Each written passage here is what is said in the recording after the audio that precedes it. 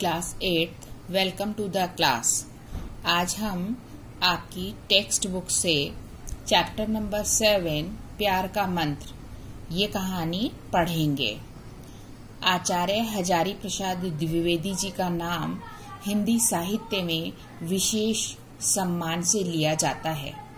आज इस कहानी में जो कि प्यार का मंत्र कहानी है, कुमार नाम के एक व्यक्ति के प्रयास के साथ प्रेम के महामंत्र का जिक्र लेखक ने किया है।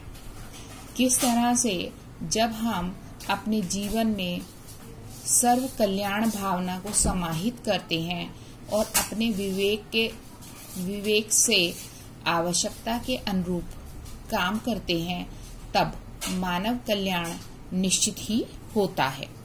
आइए बच्चों पढ़ते हैं। एक छोटा सा गांव था, उसमें केवल 30 गृहस्थों के घर थे। एक दिन 30 गृह स्वामियों को एक जगह मिलना था। पूरे गांव में ऐसी कोई जगह ना थी जहां वे इकट्ठे हो सकें, बैठकर आराम से एक दूसरे से आवश्यक बातचीत कर सकें। गांव की सीमा पर कुछ खाली जमीन थी, उबड़ खाबड़ और धूल मिट्टी से भरी। कुमार जो 30 गृह स्वामियों में से एक था, वहां आया। उसने कुछ स्थान साफ किया, तभी वहां एक आदमी और आ गया। कुमार ने उसके लिए भी स्थान साफ कर दिया। 2-4 लोग और आ गए, वे भी कुमार के साथ लग गए। थोड़ी ही देर में वहां 30 आदमियों के खड़े होने की साफ सुथरी जगह बन गई। तो बच्चों, कुमार नाम के एक व्यक्ति ने आवश्यक बातचीत के लिए एक उबड़ खाबड़ जमीन को चुना, क्योंकि 30 लोग इकट्ठे खड़े हो सकें या बैठ सकें, ऐसी कोई जगह गांव में नहीं थी। देखते ही देखते 30 लोगों के लिए खड़े होने की जगह बन गई, जो कि कुमार के साथ कुछ और लोगों का भी प्रयास रहा। बातों बातों में कुमार ने कहा, क्यों ना हम यहाँ चबूतरा बना दें। चबूतरा बच्चों थोड़ी ऊंची जगह को कहते हैं। बातचीत करने में सुविधा हो जाएगी। तुरंत सभी ने हामी भरी और ईंट पत्थर इकट्ठे हो गए। सब प्रतिदिन मिलकर बहुत परिश्रम करते। कुछ दिनों के उद्यम से चबूतरा तैयार हो गया। उद्यम यानी मेहनत। धीरे धीरे एक कमरा भी बन गया। जल और चटाइयों का भी प्रबंध हो गया। अब गांव के लोग आमोद प्रमोद के लिए भी यहाँ आने लगे। मतलब कभी कभी वैसे ही बातचीत के लिए, हंसी मजाक के लिए आ जाते थे। परिश्रम भी एक आदत होती है। परिश्रम बच्चों मेहनत करना, जैसे आप लोग सब पढ़ने में मेहनत करते हो, तो इसी तरह से जीवन में शारीरिक परिश्रम, मानसिक परिश्रम, सभी प्रकार का परिश्रम बेहद जरूरी है। और एक बार जब परिश्रम की आदत पड़ जाती है तो उसका फल हमेशा उत्तम ही होता है।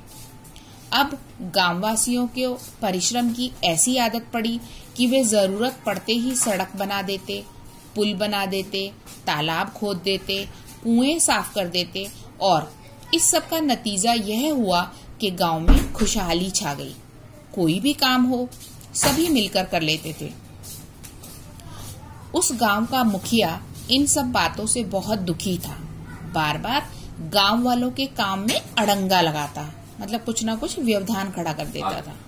कोई अकेला मिलता तो समझाता कि क्यों कुमार की बातों में अपना समय ना नष्ट करें। वास्तव में लोगों ने बुरे काम करने बंद कर दिए थे।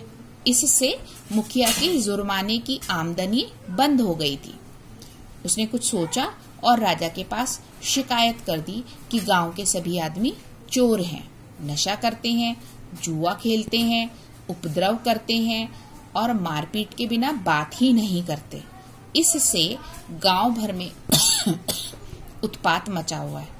शीघ्र ही कुछ प्रबंध न किया गया तो गांव में भले आदमियों का रहना दूभर हो जाएगा।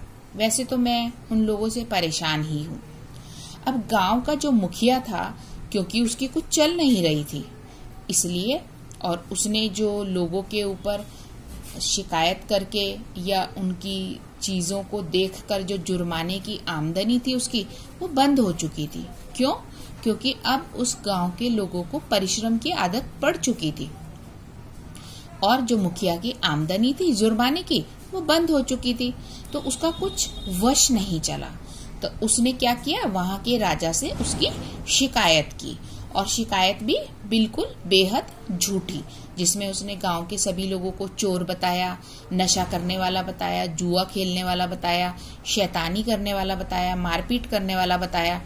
और उसने कहा कि ऐसा कुछ प्रबंध आगे इन लोगों का ना किया गया तो गांव में अच्छे लोग नहीं रह पाएंगे। तो बच्चों, ये शिकायत जाकर उस गांव के मुखिया ने राजा से की। अब इस शिकायत का क्या परिणाम हुआ वो हम पढ़ेंगे नेक्स्ट वीडियो में। Till then, good bye.